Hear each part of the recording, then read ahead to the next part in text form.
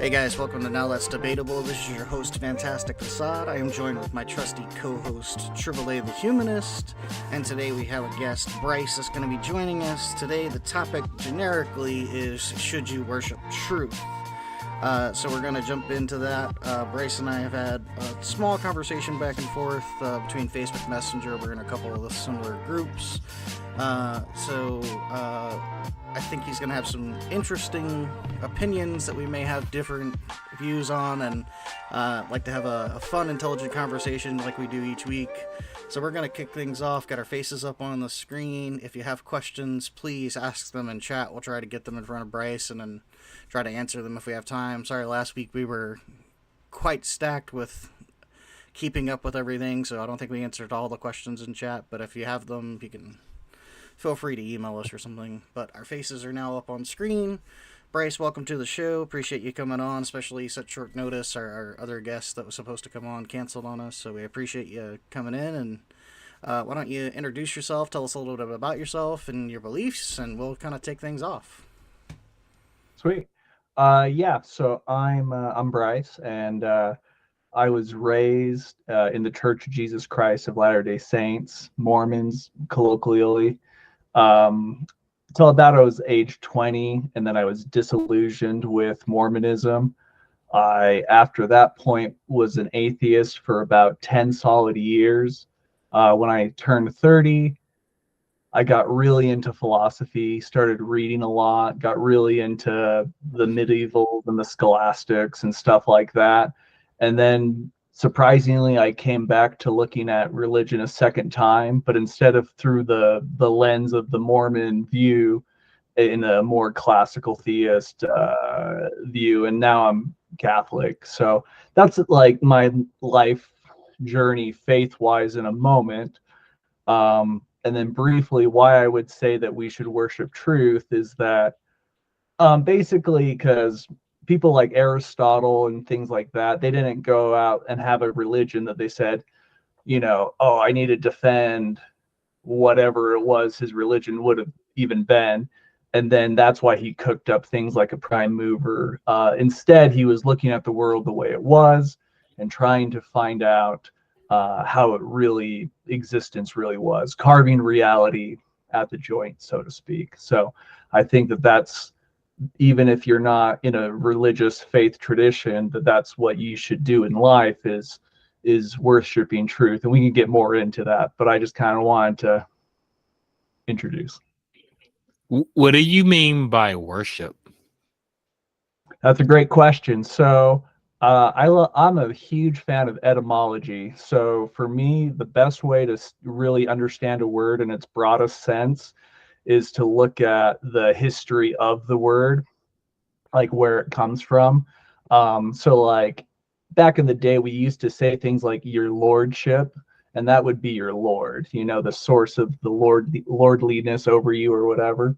With worship, we could say that that's the source of worth, and you're recognizing that that's like the ultimate source of why worth exists. So like a good example I would say is nothing is beautiful unless it's true that it's beautiful. Nothing is good unless it's true that it's good.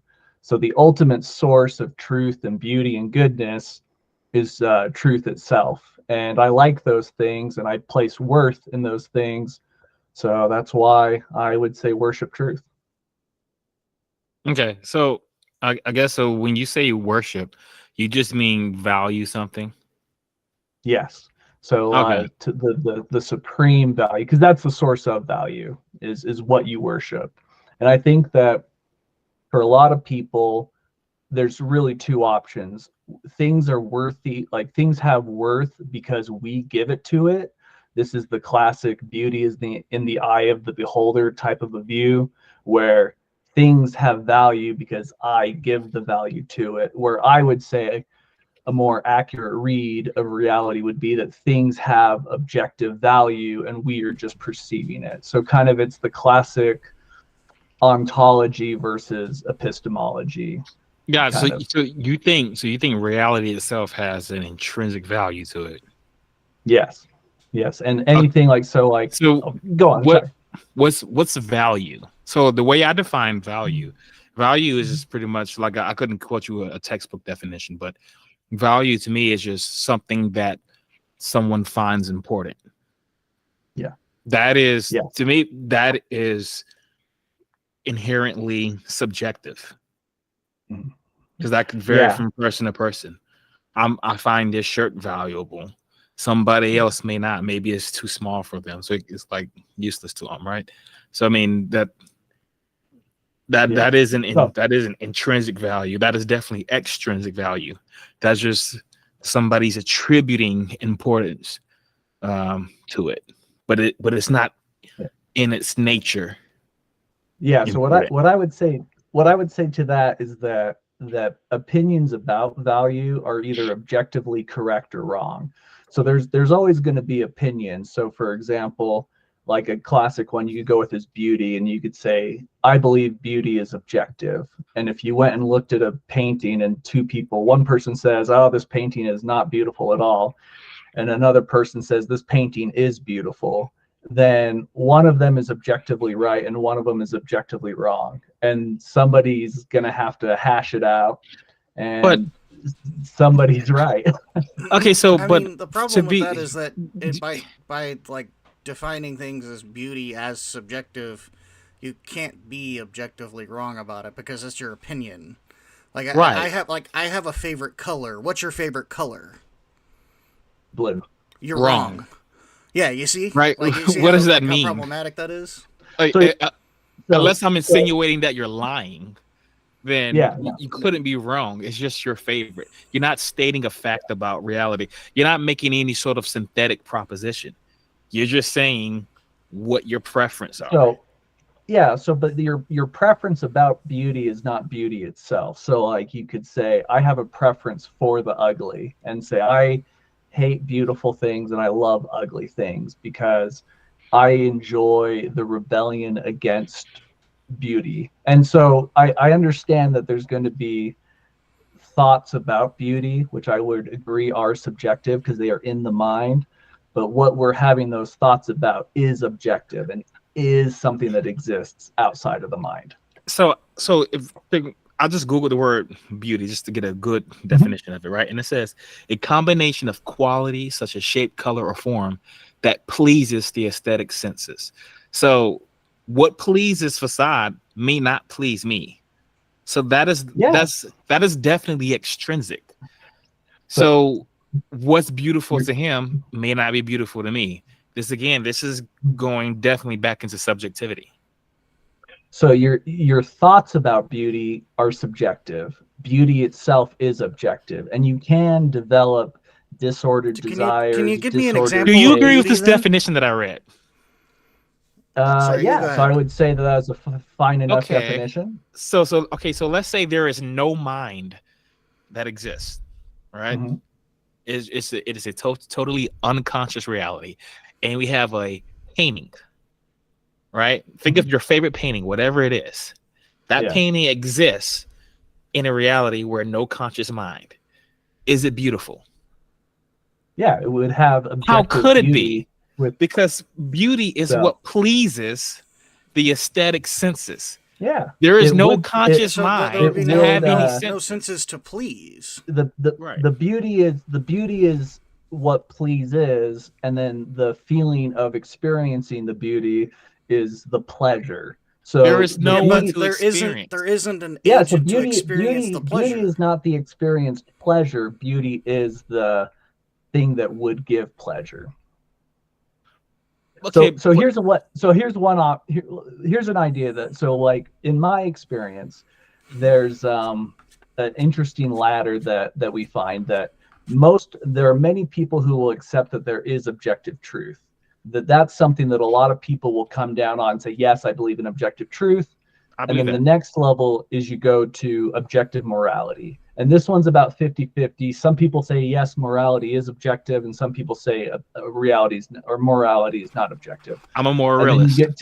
And then you get to beauty. And that's always the one that really starts to then peel off the relativists, and the realists are split apart. So what I would say is, if we start at the level of objective truth and we agree that objective truth exists, the easiest way to know that beauty is objective is that every claim about beauty is either objectively true or not.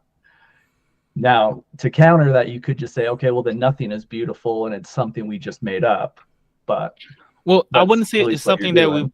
it's not, I wouldn't say it's necessarily something we made up, but I would say that beauty is an extrinsic property.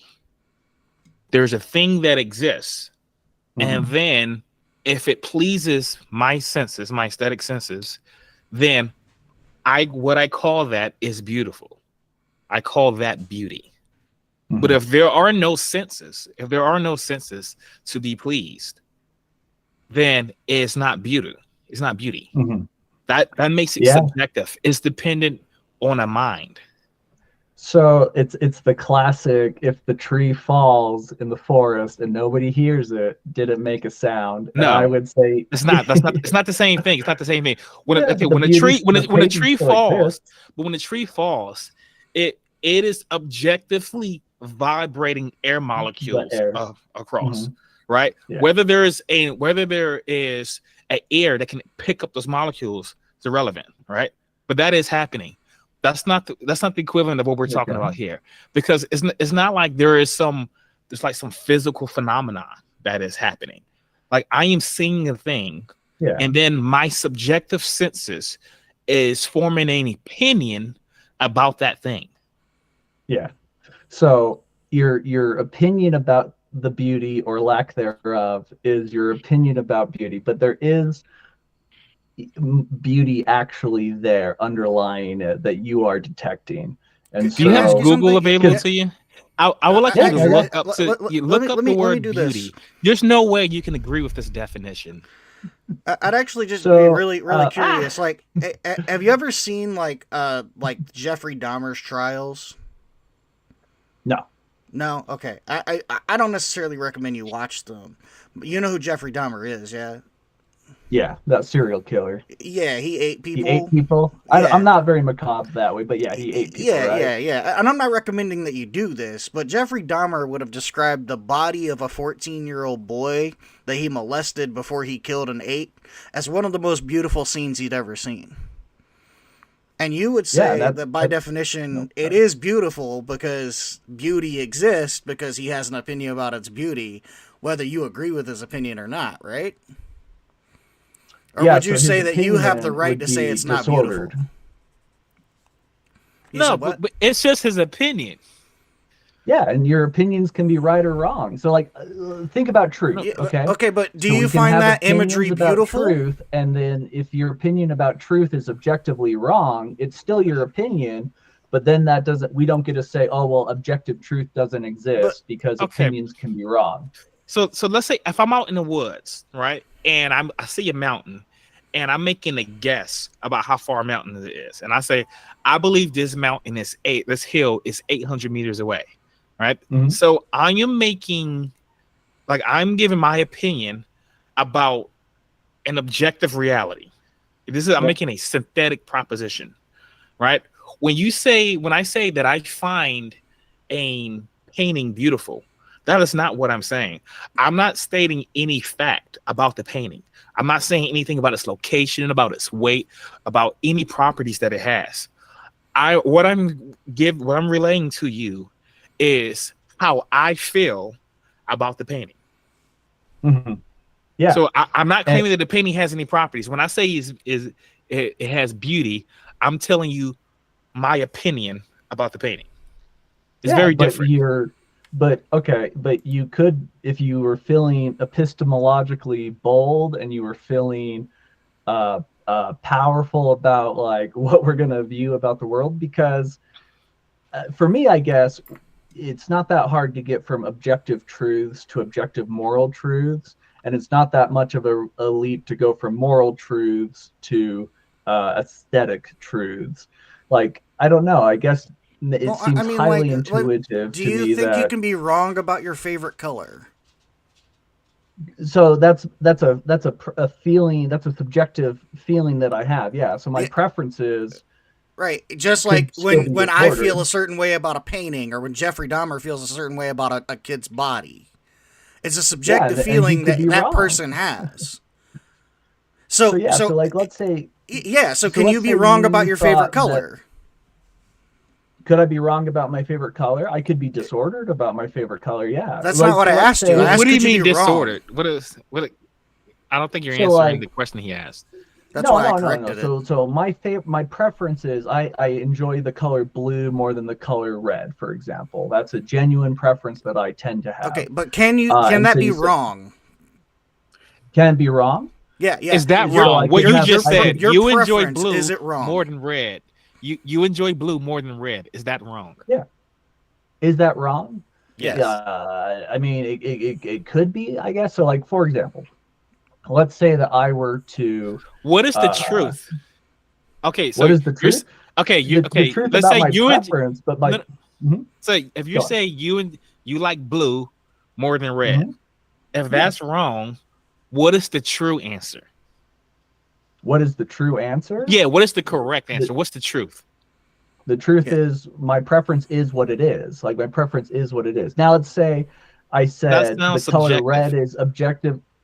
Okay, so real quick, I think when And we that's say aesthetically, subjective, by we the mean way, like- inside the mind, like Mhm. inside the mind, right? And then objective, we mean outside the mind, right? Right. Yes, I'd agree with that Kind of that definition. distinction. Same page. So I believe that there is objective truth that exists outside the mind, right? Agree. So objectively, like imagine that objective truth is a circle, and then anything I say about beauty is going to either be inside the circle or outside the circle, and that's makes beauty objective No, because that makes truth objective, so, and so how is that done?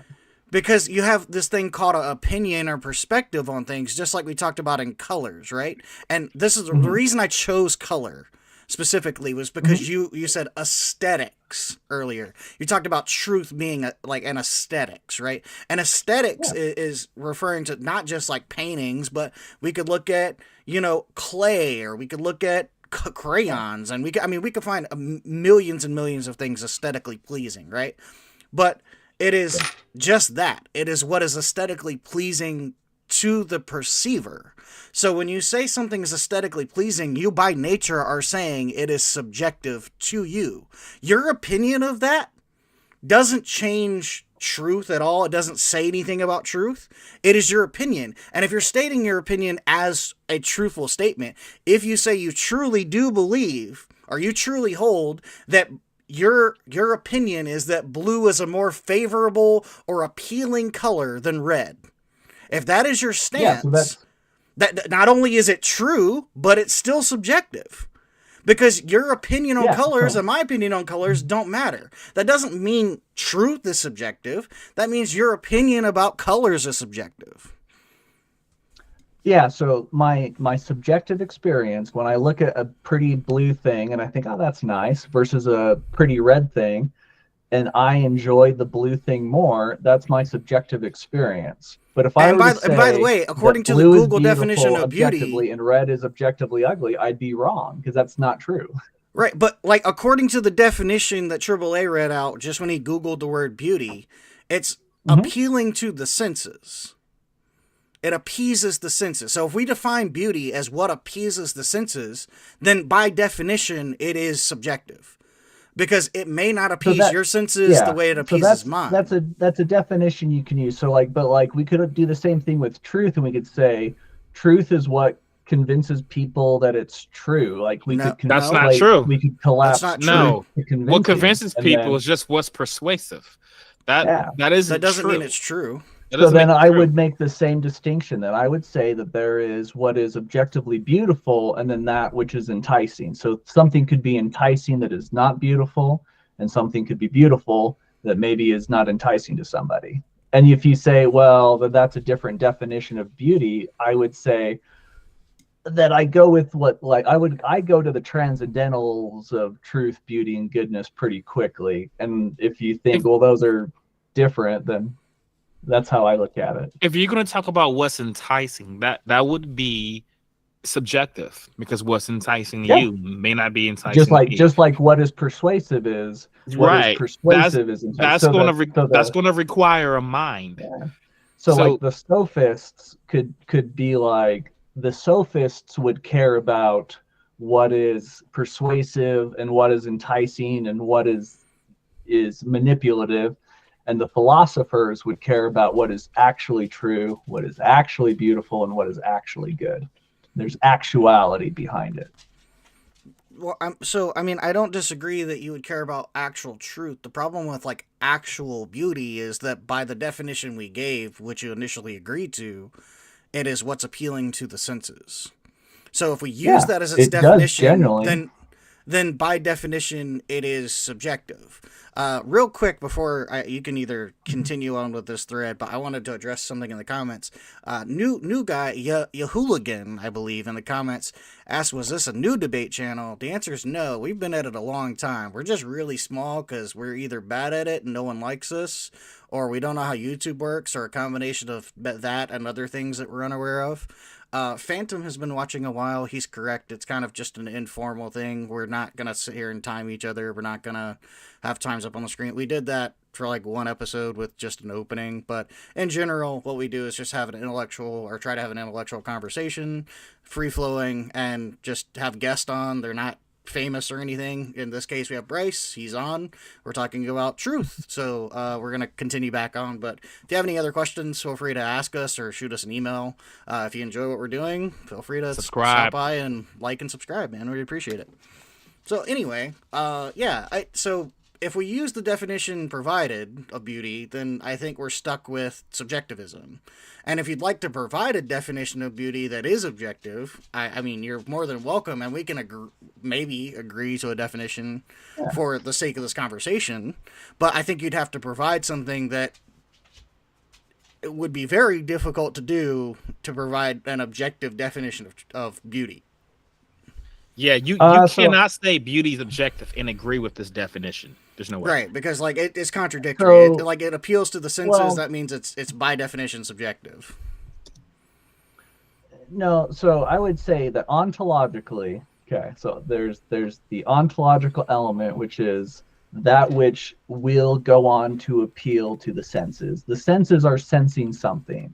The sensation of my perception of the thing is the subjective experience, but the thing my senses are sensing is an objective reality. Like there is a thing there that has. I don't disagree with any of what you just said. The problem is that the way your brain reacts to that stimuli and the way that my brain reacts to that stimuli are different. And since we agree that the definition of objectivity is absent of mind or outside of a mind, then the way that beauty interacts or stimulates each person is literally infracting upon objectivity, because it is the stimulus that you're reacting to that you find beautiful, right? It's not the object itself. No, it's the stimulus. The stimulus that's beautiful. It is the object. But it's the stimulus that makes you find it beautiful. Is that not correct?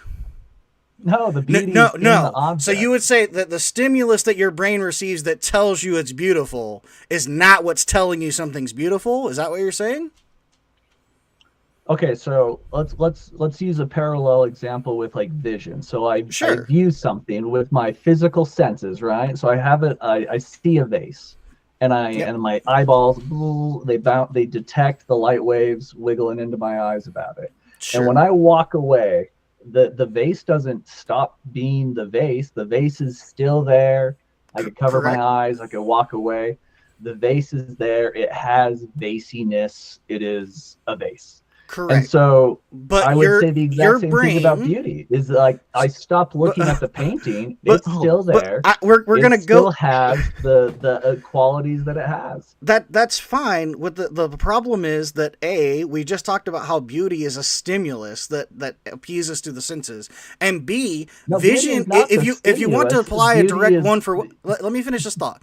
If you apply a direct one for one with vision, right?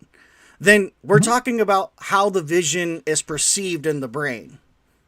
So your way of perceiving that vase may actually be different than mine visually, especially if we have different like levels of eyesight, or if I have bad eyes or cataracts, or I'm colorblind, or there's a number of things that could interfere with that, right? But it's the stimulus itself that lets me determine what that object is. right? And you and I look at an object sitting on a table. We both agree it's a vase. For the sake of the conversation, we say it's a vase, right? But we're describing this thing. It doesn't have any intrinsic value of its own. There's no reason to call it a vase. We could call it whatever we wanted.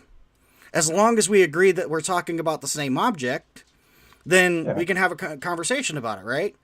The problem is when you say, I find that vase beautiful, it's because the stimulus in your brain is releasing oxytocin and serotonin. Yeah, not Oxycontin. Your brain doesn't do that. Serotonin and dopamine that allows your brain to feel happiness, right? Like, especially dopamine is like one of the things that you feel like for pleasure. And if beauty does indeed cause pleasure to the senses, which is how we defined it earlier, then it's literally your brain's chemical reaction acting in a different way than mine does, which means by definition, it is subjective. Like literally to the molecular level. It doesn't change like how you're like, you know, like the object itself doesn't have to change. The object can be the same and you can look at it and I can look at it and our brains will react differently to it. Just like in vision, it does the same thing. Yeah. So what do you, okay. So you're saying that the beauty doesn't exist. I don't say beauty doesn't exist. Not what he said. He didn't say it doesn't exist. He's just saying it's subjective. It exists inside the mind. Yes. So it's an illusion. It's not an illusion. It's not an illusion. It's what it's what appeals to your mind. Okay, just like I have a favorite beer. That's not an illusion. It's my preference. We wouldn't like you wouldn't call my favorite beer an illusion, right?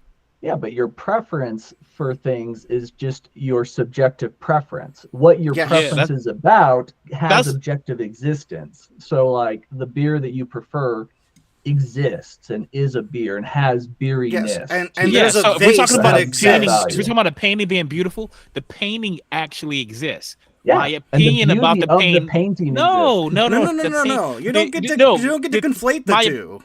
Yeah, my opinion about the painting could be beauty, right? Just like my opinion about a specific beer could be my favorite.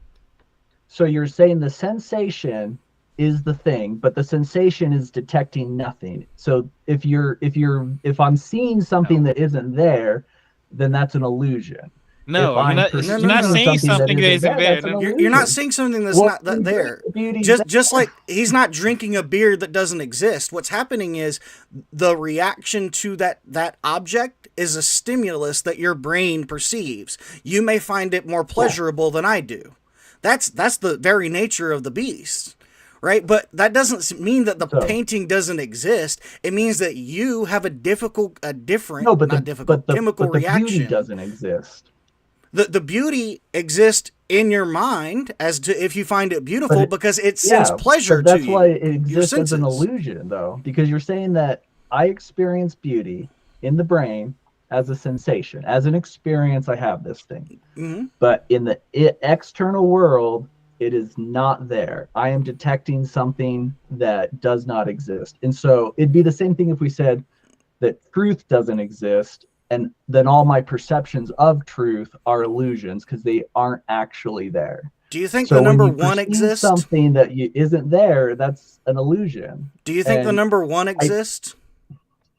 Do I think what? The number one. Do you think it exists?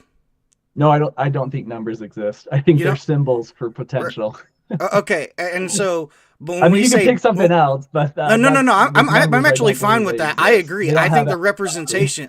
I think the representations. Obviously, I don't think anything exists on its own that is number one.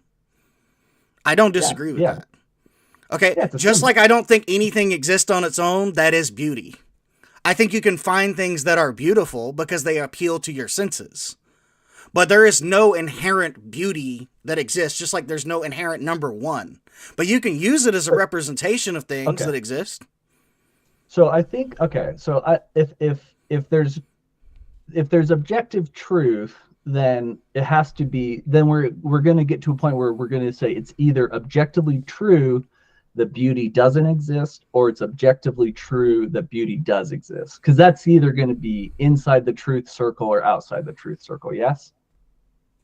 Sorry, can you say it one more time? I just don't want to No, you're put good. myself in You're a good. thing that I didn't Um, agree to. So we agree that we're all truth realists. We all believe that objective truth exists. Yes. So it's either objectively true that beauty exists, or it's objectively true that beauty does not exist. One of those two is going to be the case. Upon the condition we're using the definition that beauty is what appeals to the senses, then I agree that beauty definitely exists because things can appeal to your senses.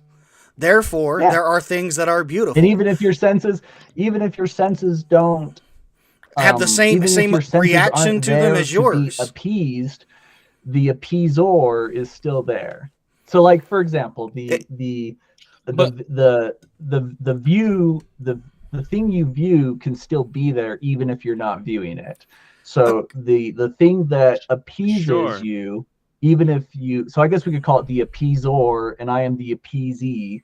The appeasor would objectively exist. Yeah, but your opinion. But hold on. But once the appeasee finds some sort of aesthetic pleasure from that thing, we call that phenomenon beauty. That's the experience of thinking about beauty. You're experiencing something real. No. So look at this. So the definition that you agreed to, if you disagree with the definition, fine. But it says a combination of qualities such as shape, color, or form that pleases the aesthetic senses, right? So that's okay. That's putting a label on a phenomenon, right? We're not talking about an object here. So then we're talking about. I'm going to push back on the definition. So here's an example. So let's say we were to call fire something that warms others, and then nobody's around to be warmed by the fire, so now the fire is no longer fire. That seems weird to me. If we say that's a bad definition of fire. Fire is an objective. We have a bad definition. Yeah, it's an objective chemical process that happens. But maybe this is a bad. Even if I'm not, if the beautiful thing is not appeasing anyone because nobody's around to be appeased by it, it still has that capacity to appease. In order for you to define it, it's beautiful.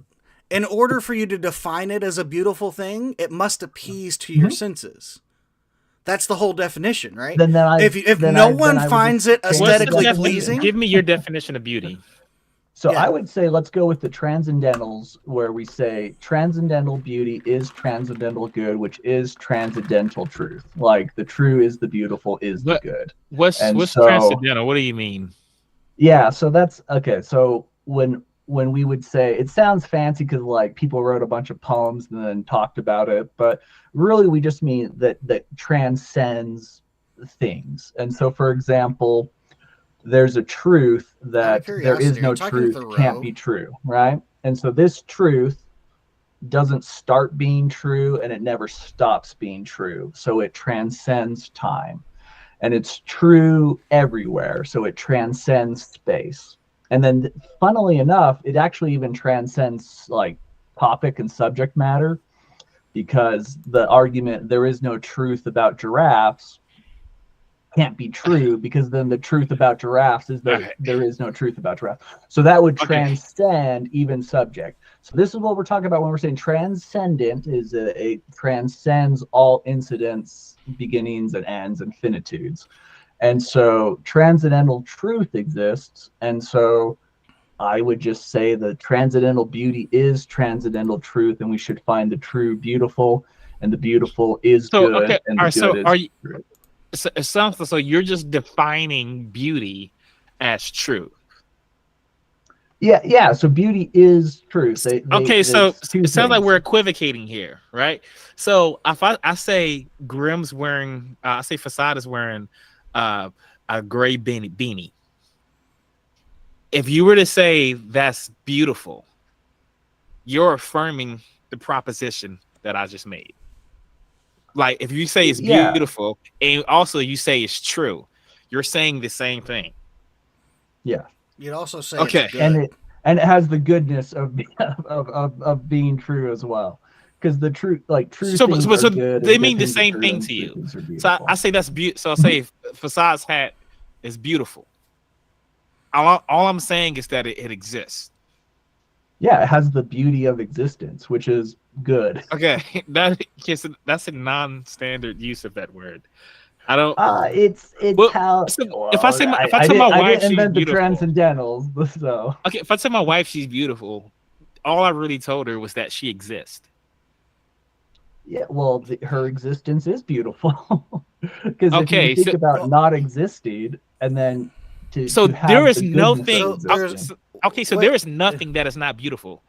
or true. Well, Because no, by the same everything that definition, it well, has there are to things be. that aren't true, like Well, they things that can't don't be, right? No, no, Because no. exist they are Okay, but what about? true. exist. Okay, let's focus on this beauty thing one second. You're Mhm. saying like nothing is there is nothing that is not beautiful, right? So yeah, so because there are things that distort truth and there are things that No, distort no, no, no. goodness, and those are things that But no. you're For example, okay, I'll give you an example. Give me a little bit of leash, and I promise I'll bring it back. okay. So, for example, a hammer is that which serves the function of a hammer, and you have a good hammer because it has the truth of hammerness, you know. But let's say you were to reduce the Well, I would say capacity of it's this because it has the hammer and you were truth, to but like make it very soft and crappy so it couldn't hit straight. You were to remove the handle so it's not able to be wielded with any precision. That you have removed what it is to be a hammer from it greatly, either completely once it becomes a substantial change or incrementally in an accidental change. And you're Sure. removing the beauty of its hammerness and the goodness of its hammerness. And that's why things that Okay, are but like, the okay, hammer so would like, still exist. Okay, that thing that you're calling a hammer, it would still exist. yeah, it would Okay, just have then but it's the different beautiful. beauty of it's being properties. marred. No, It, but it, would- Yeah, no, it it's would just not. have it's different not it's not a properties. That's binary yes or no. It still is what it is. Like it's not like we're violating identity here. It still Mhm. is what it is, regardless of the label that you're applying to it. And so, by the definition that you had said earlier, since it exists, it is beautiful. So yeah, so it has existence, but its existence is marred. So Is like, Satan beautiful? is Satan beautiful? No. So Yes. Satan has existence, but Satan doesn't have the beauty Of of the existence. He has fullness the of. beauty of existence. Well, so yeah, it's not a binary though. So for example, things can exist that are ugly because they are deformed from how they should be. So for example, the So function of beauty is food, an existence then. Like but well, existence and existence how isn't a did we binary. determine what It's not yes should? or no. But more importantly, how do we determine what should be? You just said it's not. It's marred Function, because it's not what it use. should be, right? Yeah, So how do we determine what we should know a be? thing by its use. So for example, Uh, and then the only thing I'm worried about is my headphones dying, and so I don't mind, but just a heads up, if I use my speaker on the computer screen, I'm worried it'll cause an echo. I don't think it will because both of you are wearing headphones. So hope, but if it does, I'm sorry. I didn't charge a headset before all I right. hopped on. So All if good. we come across that, we'll cross that bridge when we get there. All right, but But before you make your argument, can I just want to yes, throw absolutely. in I want to throw in just a little ops for you because Yes. it'd be good for you to address this in what you're about to say because you said Okay. like you determine like what something its purpose is by its use, right? And so Yeah. I object to that immediately because Okay. I can take a toy and whack somebody in the head. I can take like an airplane or a computer and whack somebody in the head with it. Right now, its use is been used as a club to knock somebody in the head, but that's not its purpose. Yeah. So I'd like for you to address that. Yeah, I like that. It seems to me to be patently false. Yeah. So, for example, so when we look at like the purpose of food is to provide nourishment that we can function, right?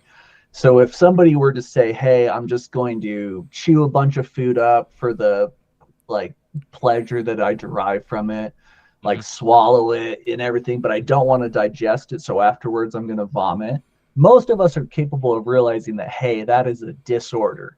You are using something that's not the way it's designed to be used, and we're able to see that that's not a good thing.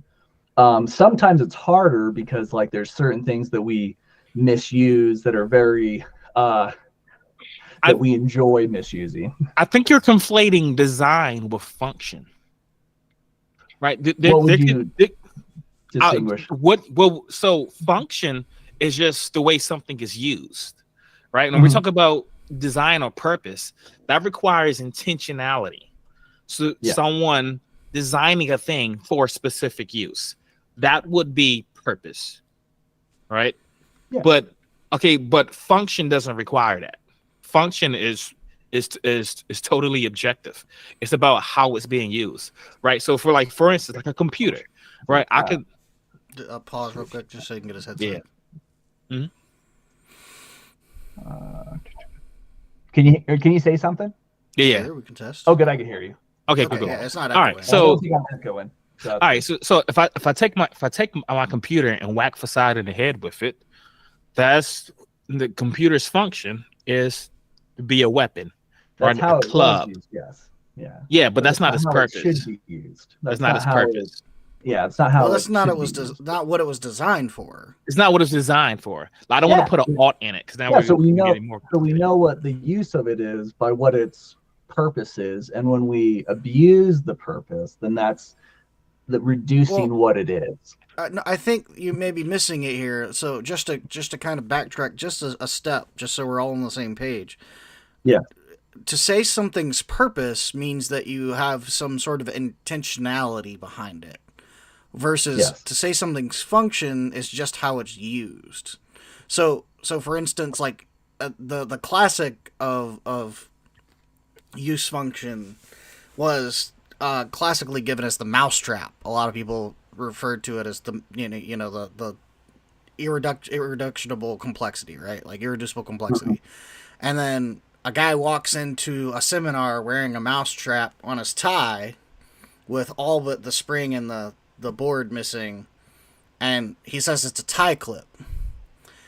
Well, if you find it problematic, it's because you're thinking of the design of the mousetrap, which is to catch mice, which that mousetrap will no longer do. However, if you're thinking of its function as a tie clip, it's doing its function adequately well.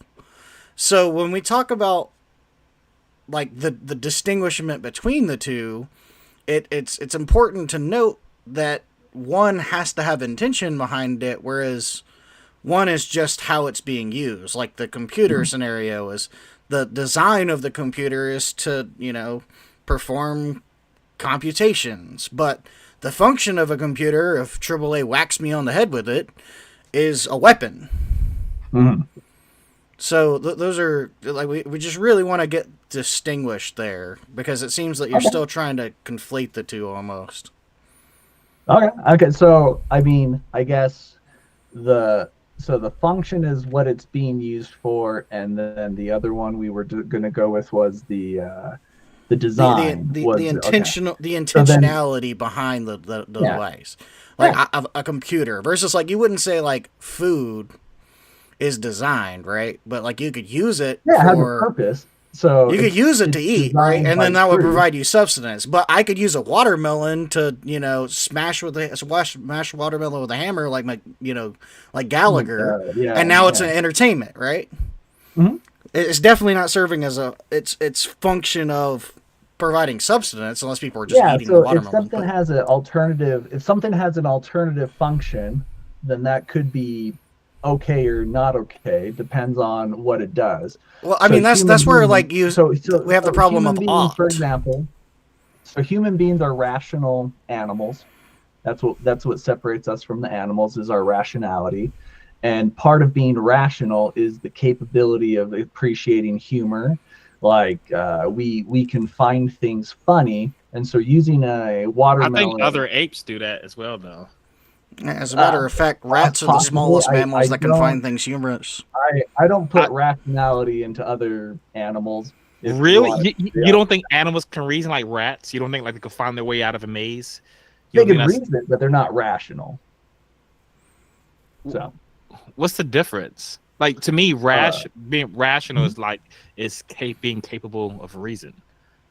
Yeah. So I think that what separates us is like we have like a rational mind that can contemplate the universals, and we write poems about things, and we build things. It's more sophisticated, but it doesn't mean that they're not rational at all. So this is a good opportunity for us to before I was using existence in a granular, or not a granular, in a gradient. Like you can exist a lot or exist much more, and you were saying it's a binary, and here we have the reverse, where I was using rationality as a binary and you're using it as a spectrum, which is, I guess if that's fine. I would say some animals are more rational than other animals, Definitely. but none of them are all that I mean, rational. some humans are more rational than others. Like that's just Yeah. fact Yeah, of life. but we as a class are rational.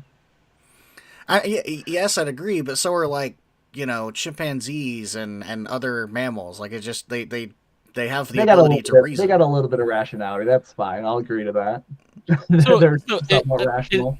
it sounded like earlier, just like a few moments ago, you said that I was saying existence was binary, and Yeah. you weren't saying that. You don't think existence is binary?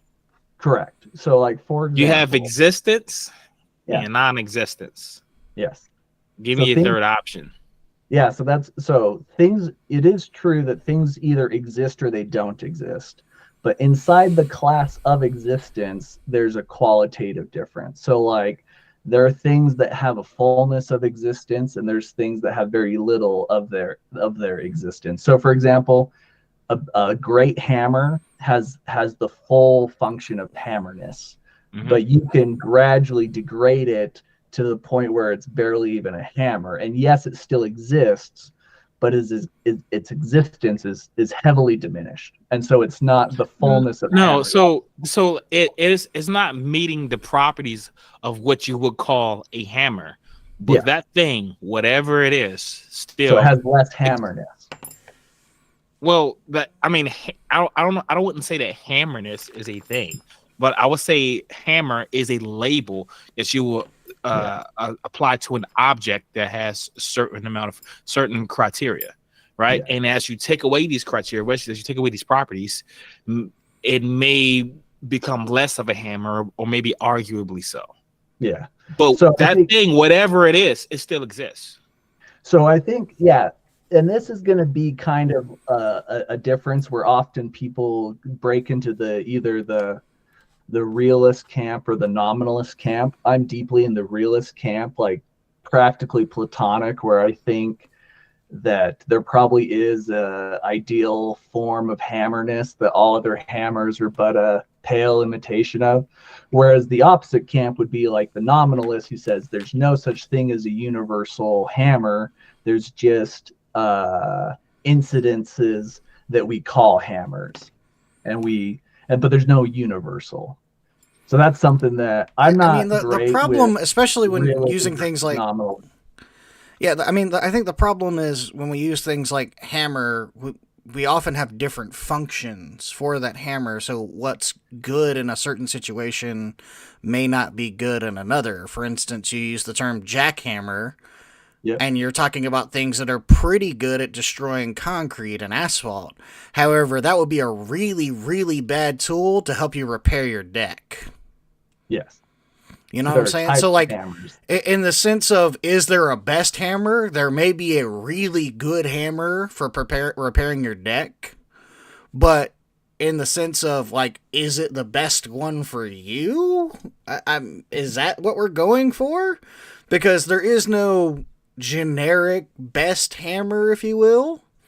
Because it's situational. There might be. I don't know. Like, are you appealing to something like resembling like the Platonic, the forms, realm of the forms? That's what you're talking about.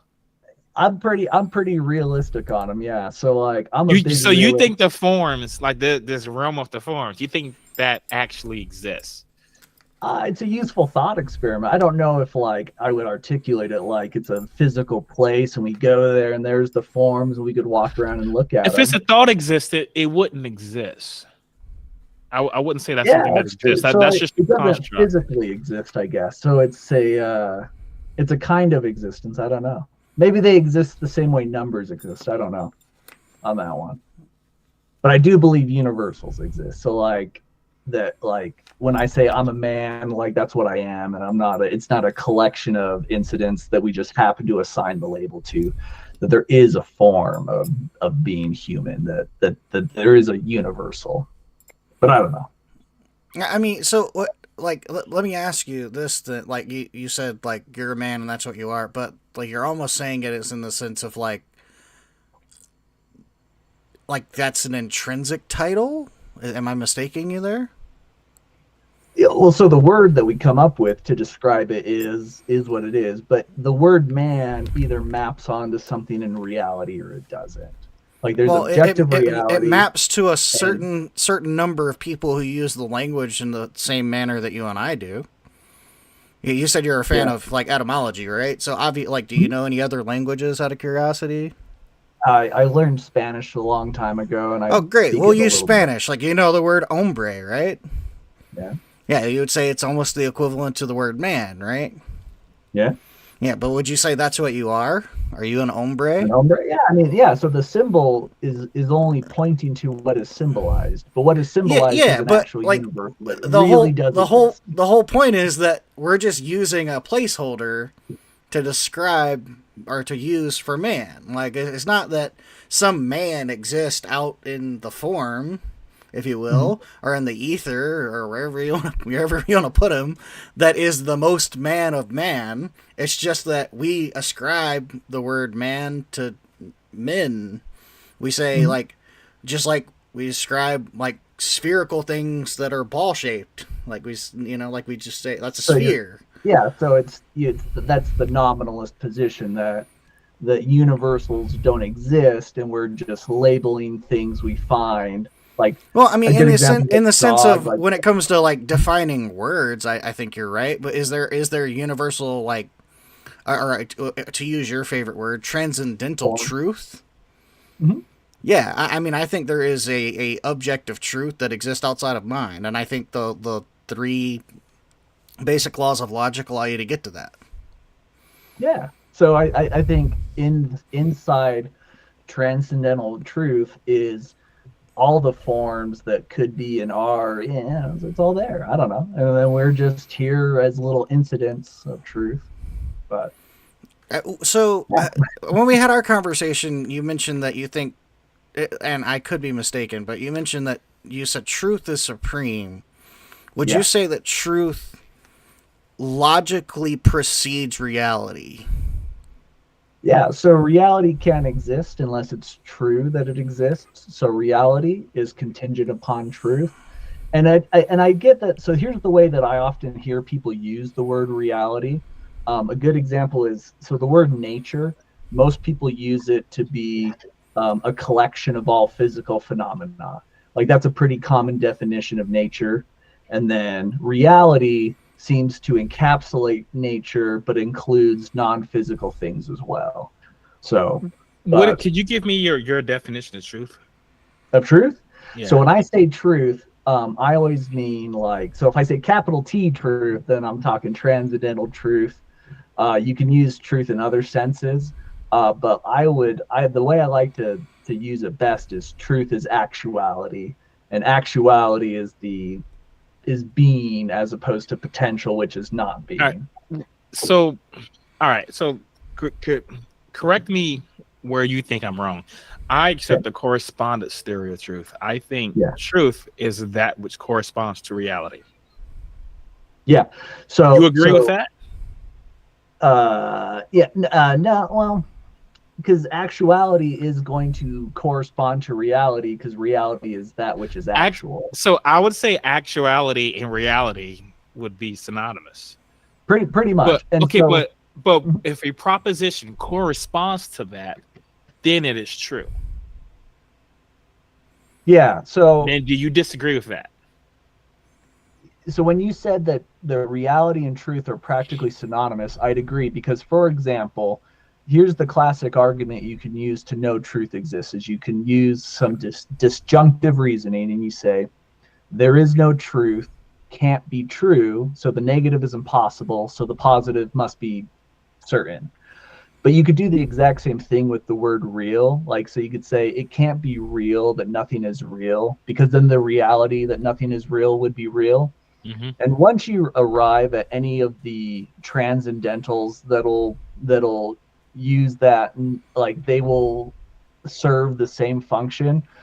At that point, I would say transcendental reality is the same thing as transcendental truth, because all the transcendentals are the same thing, because for one to stop and the other to start would be an incident. Does that make sense? I know that that's like a bit foofy, but I'm not exactly tracking. So, all right. So if I say the sky is blue, what? Give me a configuration of reality where that statement is true. That the sky is blue? Yeah, I make the proposition the sky is blue. What does reality need to be like in order for that proposition to be true? It could be like our reality where there's the atmosphere and the light scatters at the wavelength that we see as blue-ish. I'm not getting that technical. So like what I'm saying is like in order for that proposition to be true under my framework, the sky would just need to be blue. Yeah. So if the sky is blue, then it's true to say. Then in proposition that the sky is blue. Yeah. So when I look at truth is a property of a proposition. Yeah. And so that proposition, in order for it to be true, is contingent upon reality. If reality doesn't match it, then it is not true. So this is going to be similar to the difference in how we view beauty is going to be very similar, because so you're saying that there's reality, and that what flows from that are perceptions that are true or not, and the truth is what corresponds to reality, and that like there's reality, and then there's your experience of reality, which you will then either feel as beautiful or not, and those sensations you're going to call beauty. And so I don't think those analogous.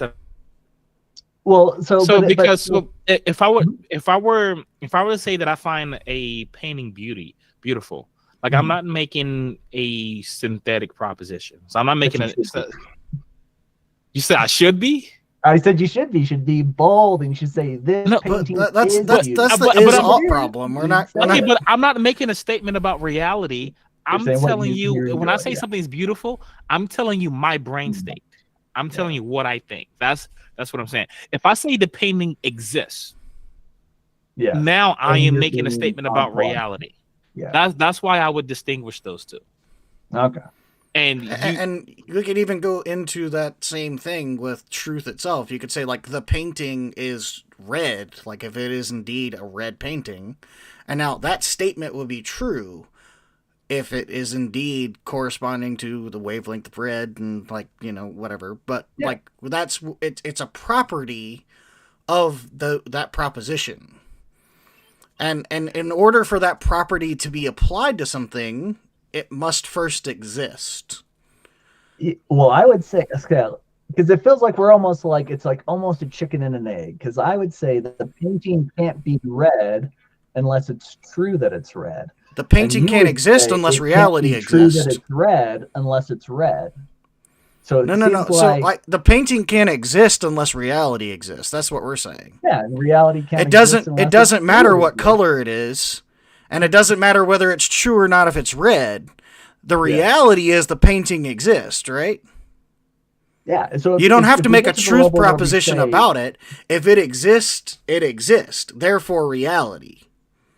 Yeah, but now if you want to assign a property to it, like the color of the painting is red, that in order for that to be true, in order for that to have the property of trueness, it must conform to reality, which means it has to be red. Yeah. But the painting exists. Use the word truth to be a property, then you could say, it's just an adjective. And if I say transcendental truth is a noun, well, a noun is different than an adjective. But if we're talking about truth, like capital T, yeah, like what we're describing is a state of affairs. And that state of affairs is that proposition corresponding to reality of some degree. I wouldn't say that capital T truth exists. I'm saying that is a conceptual framework that we apply to propositions. Just like, really. So, for example, I would say that truth exists because even without my mind, I know that there is no truth can't be true. And so I know that truth exists. Even if my mind's gone, even if all minds are gone, at the moment of the Big Bang, let's pause you there. Can you give me an example of truth? Not something that is not something that is true, but can you give me an example of truth? You said you can without your mind, you can say that truth exists. So can you give me an example of something like truth's existence, not something that is true, not something that has a property? So everything so whenever we say something that is true, that's just an incident of truth. But why do incidents of truth exist? Is because they come from the transcendental truth. And we know that the transcendental truth exists because it can't not exist. And it's so, have you ever read the book Flatland, where it was about the square and he lives on the paper? Yep. So there's always going to be this orthogonal, ultimate, foundational reality to all incidents. And that's what I'm calling in this conversation truth. Okay, so it seems to be that there's an equivocation then. Because what you're just calling truth, that's what Facade and I would describe as reality. Yes, and so if you're saying transcendental reality, I'll agree that transcendental reality is transcendental truth. They're the same thing. Right. There's two words. Here's this random object on my desk. It's a Glock magazine, right? All right. Well, I don't want to get this banned. All right. So it's a glass of water. There we go. That's safer. All right. Yeah. There we go. All right. So, what does it mean for this glass of water to be true? Let's say it's a glass of water. Just we're not even talking about it. It is just existing. Yeah. You would say this is true. Yeah. It has the truth of being water in a glass, being itself. Like it has the truth of that. It's not making a proposition. It's not saying anything. It's just here it is. Truth, so I'm not saying that truth is an adjective I use to describe my positions and my opinions. I'm saying truth is actuality. And when you say actuality, now you're starting to make it seem more ethereal, and then our minds start to kind of prime to it a little better. But okay. So it has the actuality of being what it is. All right. So if I say the sky is blue, that wouldn't be true, because that's just a proposition. That's not reality. Well, propositions can be true or not. Yes. So truth can. But propositions don't. Propositions don't actually exist. It's just a tool we use to describe things that do exist. So the proposition wouldn't be true. But this is why I was asking, could you give me an example of truth itself, not something that is true? And the only thing you pointed out was that there are incidents of truth. My problem with that is that if you say, I mean, like, the problem with that is that it's kind of like saying the color red, right? Like, you and I have a conceptual idea of what red is, but do you think red like exists objectively out in reality or in truth or wherever you want to put it? Do you think that exists, or is it just a conception of what we have? Unless it's true that it's red, and so truth has redness. But it's red as a property of things. Give what you don't have. Red is a property of things. Yeah, and that property can come from it being true, like truth. Well, no. Red would define its property. You don't need to also include truth in this. Like something is or is not red.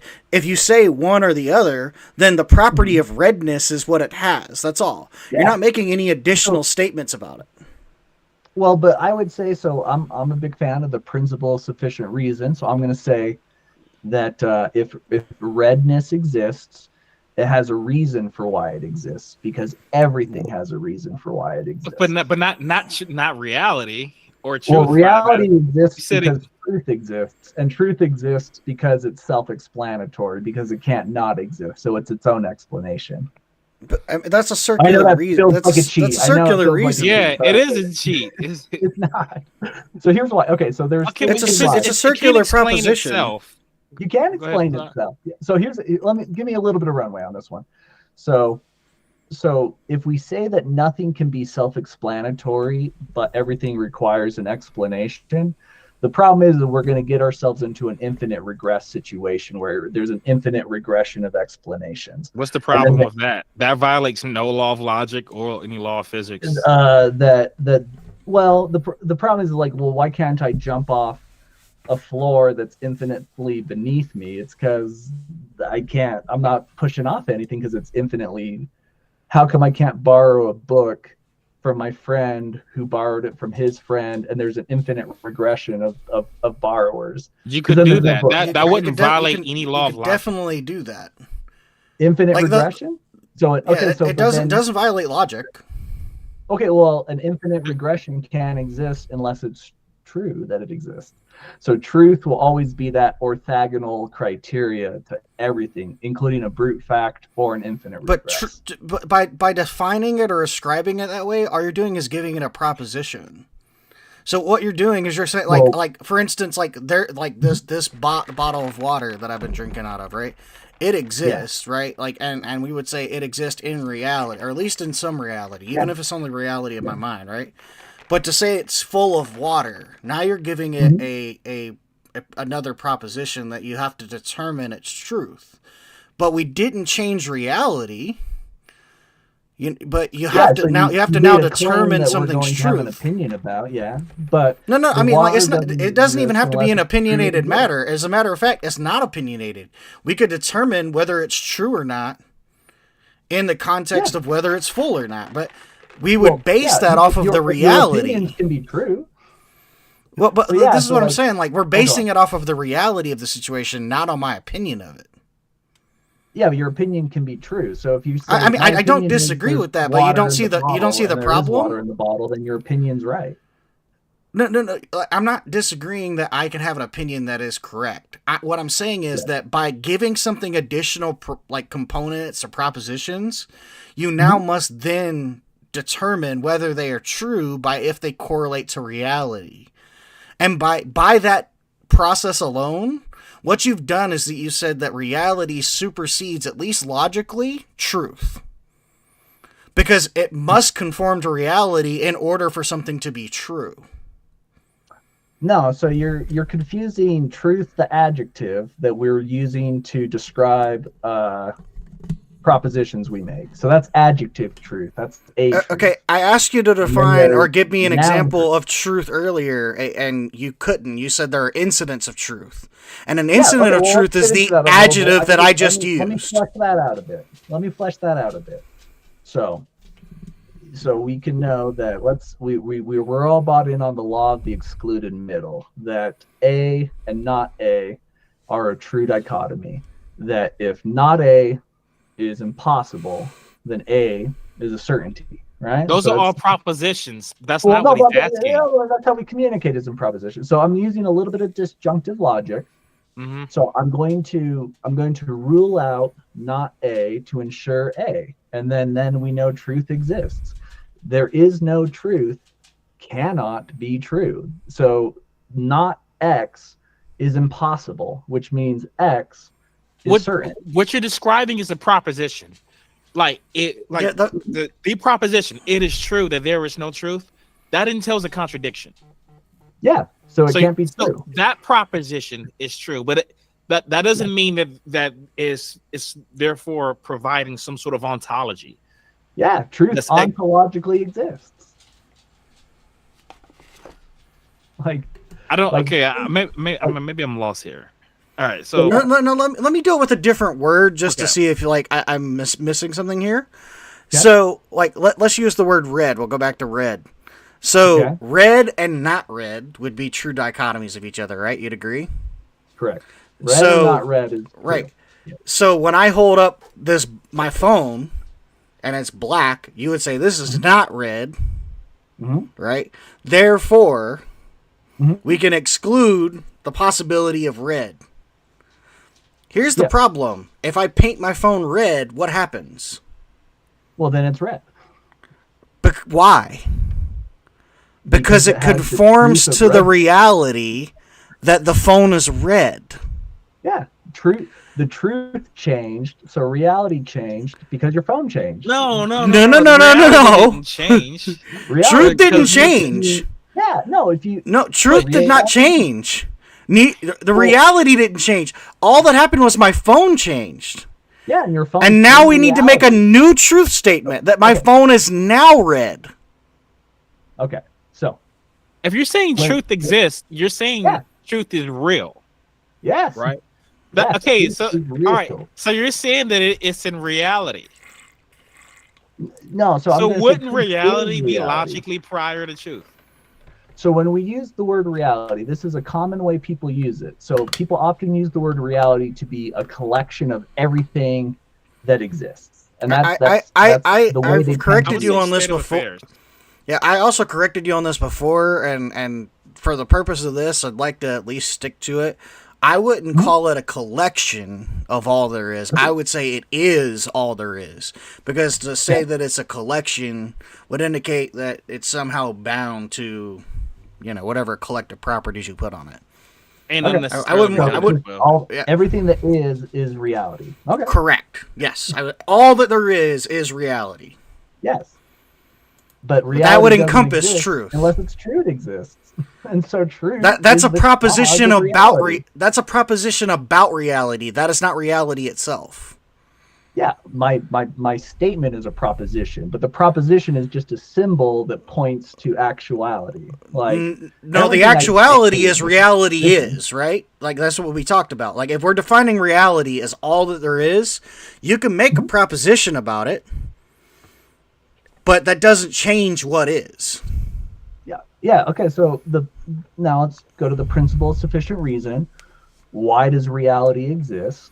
And if you don't, I don't have a reason that why reality exists. It doesn't need it can't have an explanation because, like, let's say reality had a cause. Whatever that cause is, if it's real, then it's necessarily part of reality. Okay. So it can't have an explanation. It just has to be. So if we get to the level where you're going to say that transcendental reality is the cause of all of the incidental reality, then I'll agree. Yeah, transcendental reality is transcendental. I don't even see the need to call it transcendental reality. What's the difference between transcendental reality and reality? And so reality, because people use the word reality, they say things like in reality. Well, like I mentioned earlier, we defined it as all that there is. Yes. Mm-hmm. Okay, so all that there is, yeah. Yeah, so why would you then need to try to clarify or classify it or codify it with the word transcendental? What's the difference? Okay, so transcendental reality, what does that do? I'm sorry, we keep cutting you off. You're good. Yes. It lays the first off, we know it exists basically with a priori reasoning. We can think of, well, it can't be real, that nothing is real, and that never starts being true, and that never ends being true, and that's not real depending on location, so it just transcends location. You're just describing reality. But I'm asking, what's the difference between transcendental reality and reality? So we can carve reality, we can carve it up at its joints. We could think about it, because I am not you and you are not me, and we're not candlesticks or whatever. So there's parts to reality, and all of the parts are incidents of reality, right? They're incited, they are incidents, they have beginnings and ends and things like that. But I would say is that why do incidents exist? And it's because they're incited. Well, what incites them is the transcendental. And how do you know the transcendental exists? Because there's this reality that we know exists that can't be contained by space. It's not contained by time. It's not contained by locality, topicality, or anything like that. It has no limits. And I would call it, if you want to call it transcendental reality, you can, but I just use the word transcendental truth. I'm not even sure what that would mean. So like you said, it would transcend space. If you're saying something transcends space, you're saying it exists nowhere. You're describing something that does not exist. It's outside. That sounds like you're describing a non-reality, though. So it's outside of, it's not outside of reality, it's outside of space. That means it doesn't occupy not all space. Is in reality. Not all reality is in space. You're sounds like you're describing something that doesn't exist. You're if it is outside of space, then you're saying nowhere does it exist. Yeah, it doesn't exist in You shook place. your head. Yeah, that sounds like you're saying it does not exist. Right. Well, Like just to clarify here, because it sounds like there may be slight miscommunication, and I don't want you to like miss the point here. When we say space, we're not talking about the distance, like several hundred feet above Earth, like where the atmosphere gets thin. We're talking about space itself, like all of space. And if something exists, it exists within the confines of all of space because it exists. Yeah, but things can transcend that. So, for example, the laws of logic transcend space, because there's not any part of space where they begin to be true, and there's not any part of space where they stop being true. They are orthogonal. If there was no space, would the laws of logic still work? Yeah. It's not. Nothing is true. Then so you're saying that nowhere would the laws of logic work. The laws of logic aren't contingent on locality to be true. I don't think so. I don't think so either. But if you're saying that they don't apply in space, or if you're saying, say it again. Yeah. Go on. Sorry. Well, I guess I'm having trouble here because anything that exists, it would exist in space. If in a space, whatever that is, right? And you're saying no. And so there's space where existence is, and then there's something outside of that. Yeah, there's things that's non-existence. No, there's things that are true without locality. So like 2 + 2 = 4 is not like located somewhere. It's true everywhere. It's truly transcending location. No, I mean, what I would say is that 2 + 2 = 4 is true in all space. But then I wouldn't say it's transcendent. Say it again. So yeah, I would use the word transcend because it overcomes it.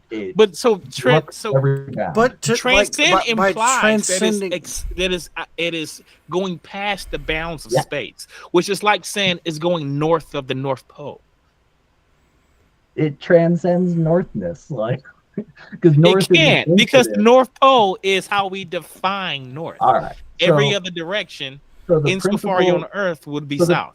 So help me out then. Let's think together. Let us reason together. So we believe that things have reasons, and there's all these incidents. Some things have reasons. What is the reason of it? You don't think that there's reasons for things? I think some things have reasons. Well, that's unreasonable then. Why? So if you say this doesn't have a reason, well then that's being unreasonable. Can you define what having a reason is, not being unreasonable is? So having a reason is having an explanation, which everything must have, because the claim there is no explanation is itself an explanation. It's just a bad one. I disagree. That's okay. By saying I have no explanation, you're giving up your idea. No, that's not an explanation. Yeah, it's a bad explanation is what it is. No. That's like saying that like I'm going to highlight something with a Sharpie because the best thing to highlight with is a highlighter, but I don't have one, so I'm going to use a Sharpie. What you've done is you've ruined the concept of highlighting. Yeah. That is not the same thing. By saying that I don't know the explanation, you're not positing an explanation upon something. You're admitting your ignorance to the explanation. That doesn't mean there isn't one. It just means that you don't have one. But the nice thing about it is we can always know the explanation because we can. No, you can't always know the explanation. We can. Here's one. And we're going to bring it full circle. It's going to come back. Okay. We know the explanation of everything. Wait for it. Is truth. So No, everything. no. Hold up. Pause right there. Pause right Because there. truth can How be do a you? thing. I need you to explain that. Okay, I need you to here's what I explain said. that. So look. So here, I know I was being a little silly there. The first explanation really is always truth, because. But no, I need you to but explain it's that. not a very detailed explanation. No. So- I need you to explain why it's truth. Yeah, so that's what we want to do. So, like, for example, the concept of the God That's of the contradictory. dead You see what I is- just did there? I don't think you caught it, because you said the first explanation is truth, and I asked you. I said we need to I need a definition or explanation as to why that is, right? And then you said, yeah, that's what we're trying to do, right? Well, if we're trying to explain why something is the first explanation, then there is a prior explanation necessary. Yeah, itself is its own explanation. Truth. Why does truth explain everything? Because truth can't not exist. It's its own. But that doesn't mean it explains everything. Yeah, it does. But we can add more detail to it. So, for example, here's an example. So, why is the sky blue? It is true that the sky is blue because it's true that it's blue. Now you say, well, that's not a very good explanation. I would agree. I would say that's a tautology. It's not an explanation at all. Some details into it, so we could ask the question, well, why is it true that the sky is blue? And then we could use words to describe the situation a little bit more in detail. So, for example, it's like if we were to take a test and you were to write the answer as the answer to every question. And you're not writing what the answer is, you're just writing that it equals the answer. Technically, it's true, but it's not a very useful truth and not a very good description of truth. And that's why, for example... It would also be incorrect. No. Yes. Like, if I put the question, like, if I put this as the question, like, if you put answer, like, this question is a trick question. If you put answer in the answer key, it's going to be wrong. And you put answer there, yeah, by definition, you're wrong. It's not the question that they want. So, for example, if you said, why I'm the one making the question. And you could write, it's... And you're like Nikki Haley and you ignore slavery. Well, no, don't say that. So it wouldn't be a very good explanation to just write because it's true that it happened. We would want to go deeper than that. So this is where I would say that I wouldn't say that's comes from. I wouldn't even say that's a definite or an explanation. I would say that's a tautology. You're right. It's not an explanation at all. Tautology is not an explanation. It's stating. Is literally stating the question again. Yeah, but that is not an explanation. It's just a description. Mm-hmm. Yeah, it's like if you say like the identity, the law of identity, A equals A. Yeah, and that's true. Okay, that's not a cause. That's not an explanation. We're not explaining anything. We're just saying A equals A. You're just stating a fact. Yeah, and you say, okay, but where's the explanation? The explanation is because it's true that it is. No, you're just stating a fact. You're just saying it is true that and A so equals A. That is not an explanation of why A equals A. Yeah, okay. So it's not a very detailed explanation. I'm with you. So that's okay. So for example, no, I would say it's not an explanation because you haven't explained it. This is a good example you might like. So there were people who would say that we don't really need to study things because ultimately, God does everything, and so we don't really need to sweat the details. And there was a guy, I forget his name at the moment, but he was a Catholic priest, and he said, no, we don't want to just Pope Leo X. Use God as a placeholder for everything. We want to understand how God works. So if you were to say, well, how come people get sick? We could say, well, because God makes them get sick, which is technically true. Nothing happens. That would be an explanation. It would be wrong, but that would be an explanation. Yeah. Well, what would not be an explanation if you ask why people get sick? If you said because they get sick. Because people get sick. Because it's true they get sick. That is true, but it's not a very detailed explanation. It's not at all an explanation. It's literally a tautology of the question.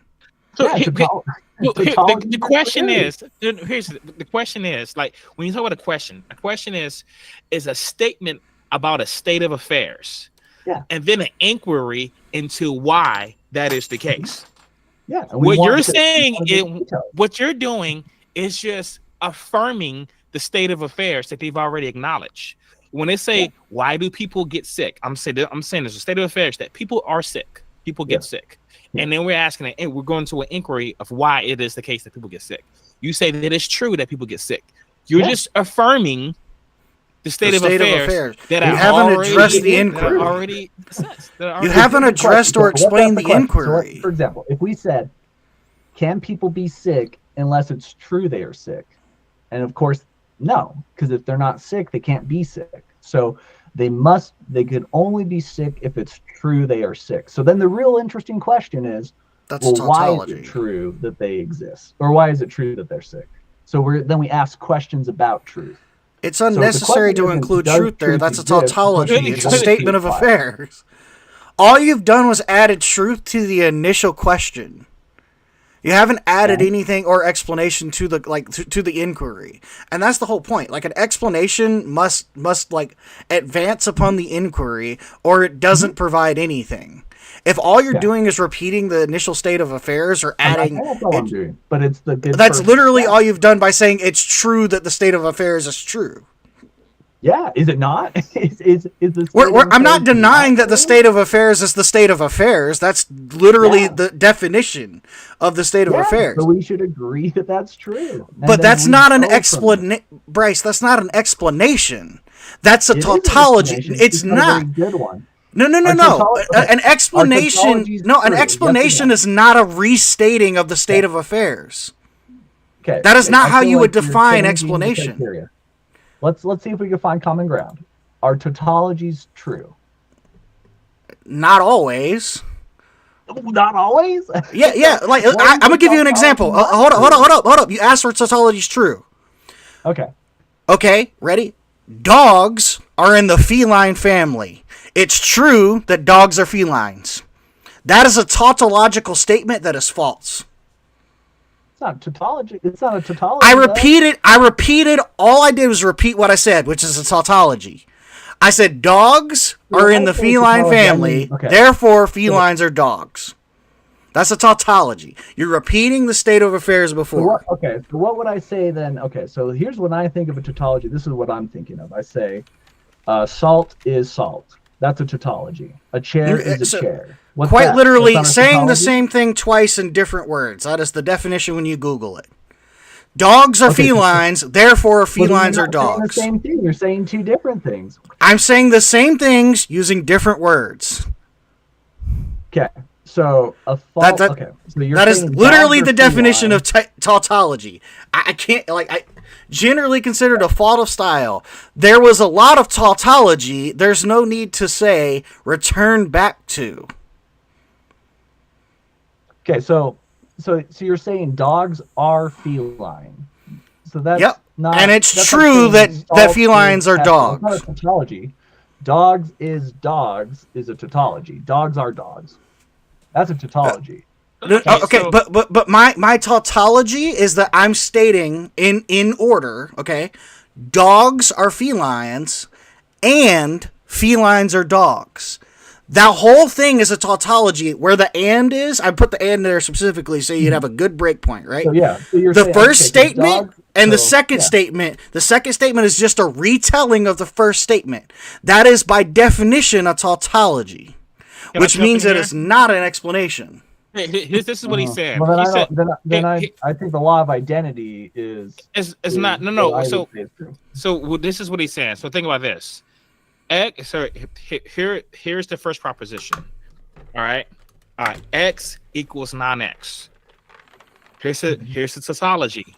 Non-X equals X. Yeah. So I don't. You see what he's doing? It's like it's tautological. Even though. Say it again.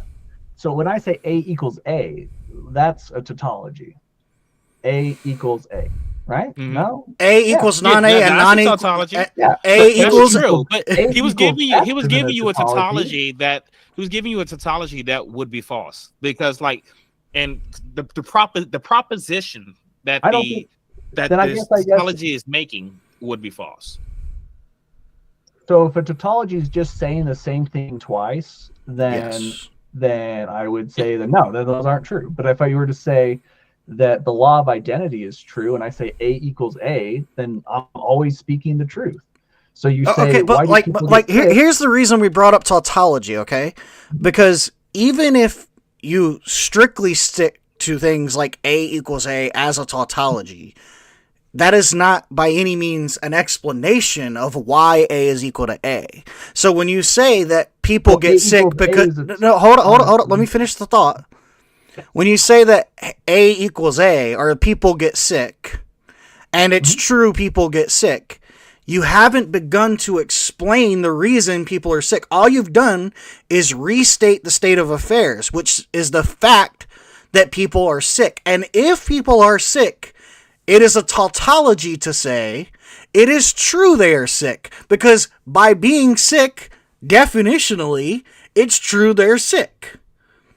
So adding the proposition or the component of truth to it is an unnecessary tautological statement, because all you've done is restate the state of affairs. People are sick. If I state that as a fact, it is true that people are sick. I don't need to restate the fact that people are sick. You do need to accept that truth is supreme, because look, so what? But hold on, we're addressing the tautology here. People cannot be sick unless it's true they are sick. Okay, so people being sick is contingent upon that's definitionally they are sick. Okay, that is by definition the way sickness works. Yeah, so it is true if it conforms to reality that those people are sick. Yeah, and it's a tautology to say that it's true that they're sick. So I just have a hard time living in a world where things aren't contingent on truth. Like, so let's say I were to ask, how about things being contingent upon reality? Well, reality is contingent on being true. No. By definition, reality is all there is, which would encompass truth. Okay, so if you're saying... And it must be logically prior. Yeah, I would say reality is all that there is. It would encompass truth. Yeah. So, because can there be untruth? Reality. So when does reality stop? Reality is all there is. So anything there is not reality. You're saying reality is not transcendental, right? In what sense do you mean transcendental? Transcendental reality. So reality's coming along, and then it hits a wall, and it stops. Is that wall not real? If the wall exists, it exists in reality. It is a part of reality. But then it stops again after that wall.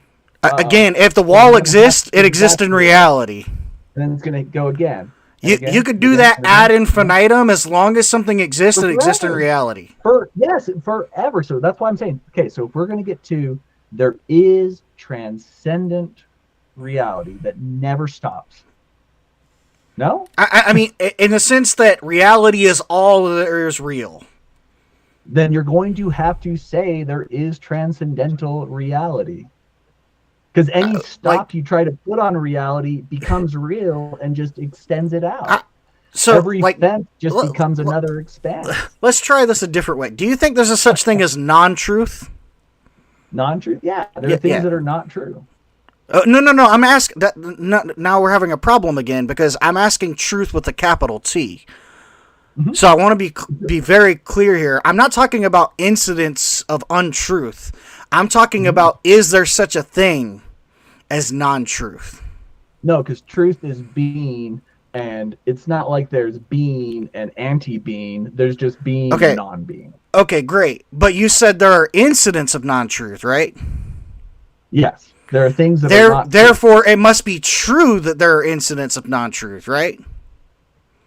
Yeah, so what is an incident of non-truth? It's a whole that's surrounded by truth. Because why do we know that it's not true? Because it's encapsulated by truth. Okay, but true that whole exists? Yeah, my problem with this is my problem with this is that you define. Hold up, I'm going somewhere with this. Let me go, AAA. I love it. No, it's AAA that gets me, not you. So what I'm saying is, you said that truth had to be transcendental because there are incidents of truth. And if there are incidents of untruth, why isn't there a transcendental non-truth? Because non-truth isn't like the opposite of truth. It's just the No, hold on. Non-truth is not the opposite. I asked you before I started this line of questioning, was truth and non-truth the logical contradiction? You said yes, and I asked you, does non-truth exist?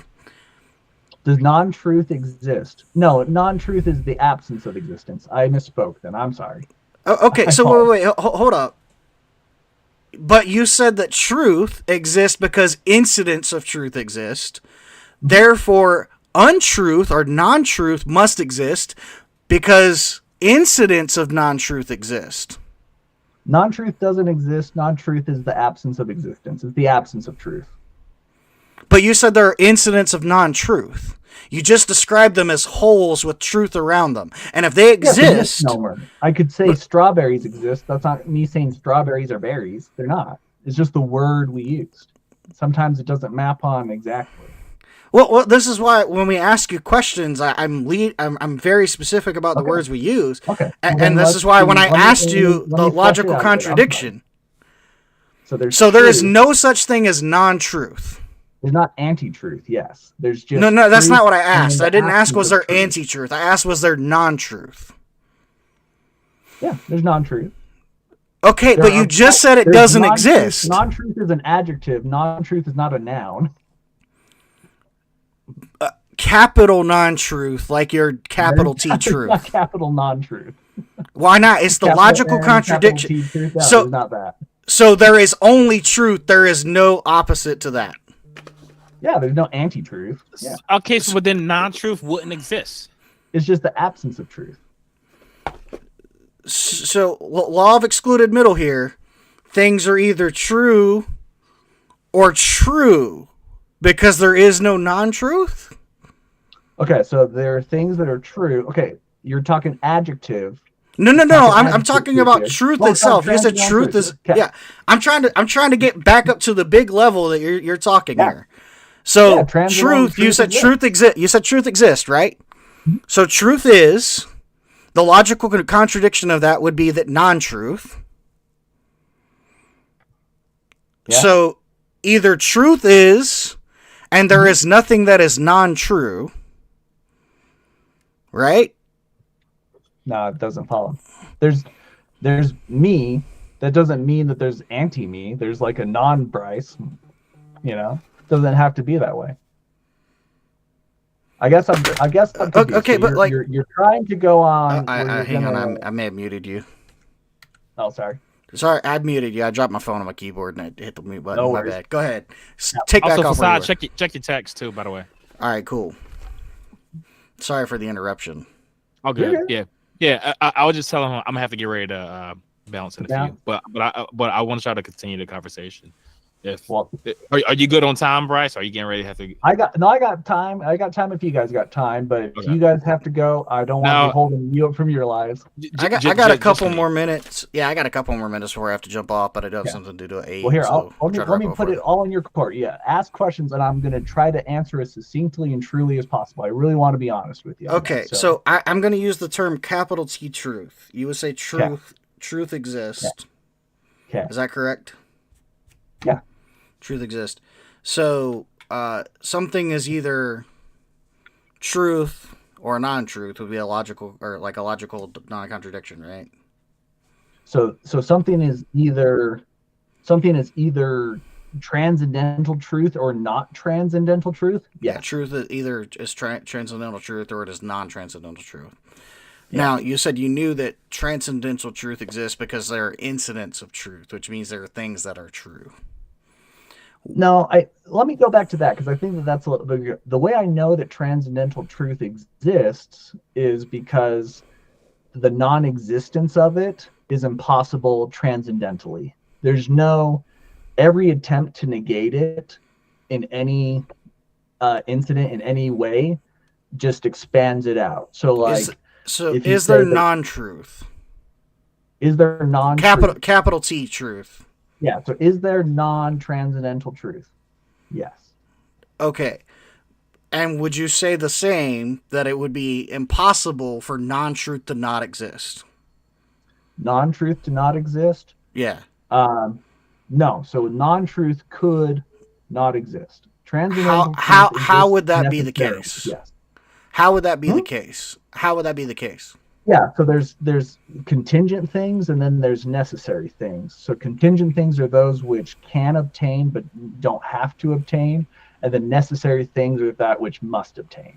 So for example, my existence is a contingent truth. I didn't used to exist, now I do. I didn't have to exist, obviously, because I used to not exist.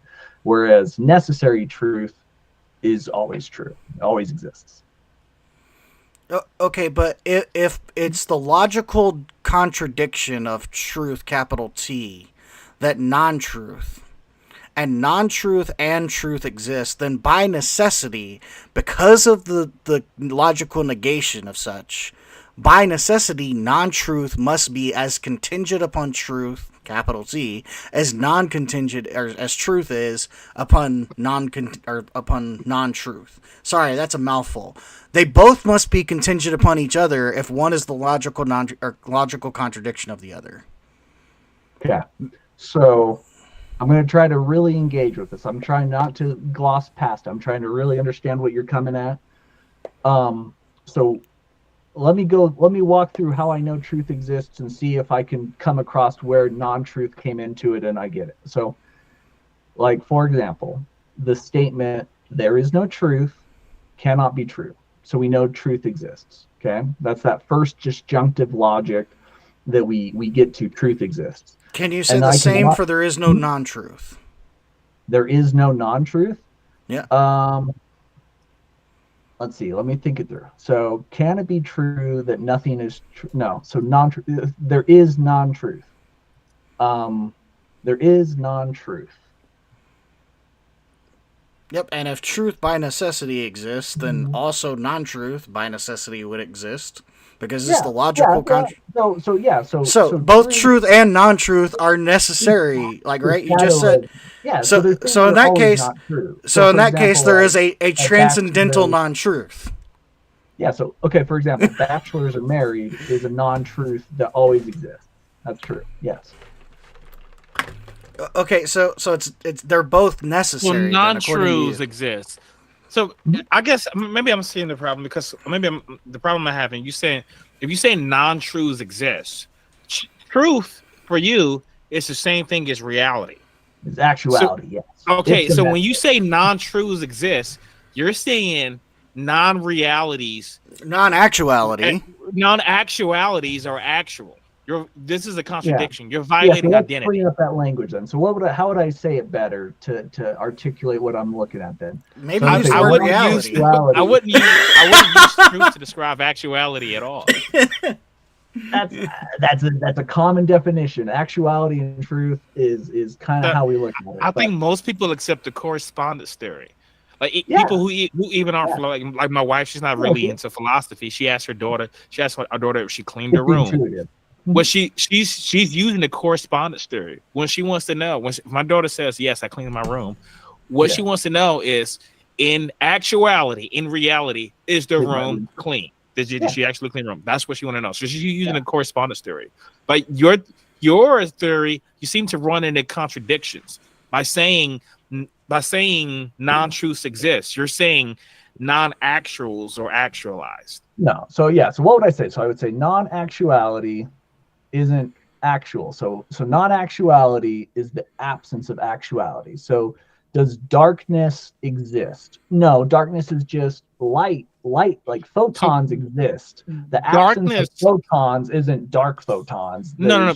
Not photons. But when we say darkness, what we're describing is a state of affairs. Of light. Yes. And that state of affairs is the absence of light. Yeah. That state of affairs exists. Is the absence of truth. Evil is the absence of goodness. Ugliness is the absence of beauty. So falsity is a deprivation of truth, not an anti-truth. And I feel like I was trying to get to that, but maybe I didn't say it very well, because it's not there's truth and anti-truth. There is not light and anti-light. There's light and darkness. There's truth and falsity. There's not beauty and anti-beauty. But you see the problem when you say that if you describe truth as reality and you say non-truth exists, you're saying non-reality is wrong. reality. I misspoke there. Yes, I misspoke. So you don't say non-truths don't exist. Yeah, non-truths are the absence. So I couldn't tell a lie. That wouldn't exist. There's nothing I could do. I couldn't tell a lie because everything he said would be true. No. Everything he would say would be true because it would be true that he said it. Yeah, well, everything you say it's true that you said it. Yes, but then does everything you say correspond to reality? No, of course not. But that's the correspondence theory of truth. You're not using that theory. That's the way we're using it. Under our model, lies can't exist.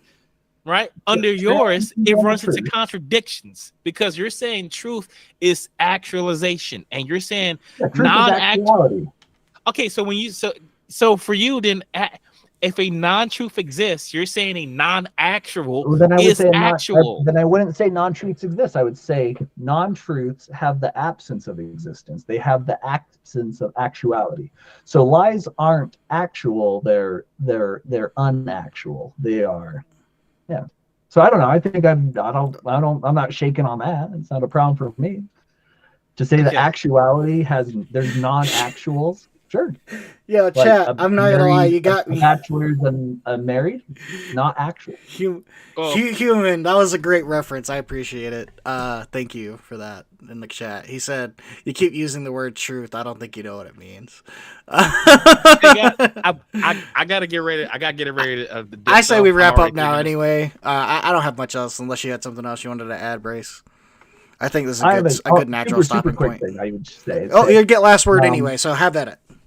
Yeah, so super quick word. I would just say nothing too long, but there's a lot of people who grow up in religious traditions that have a very personified concept of God.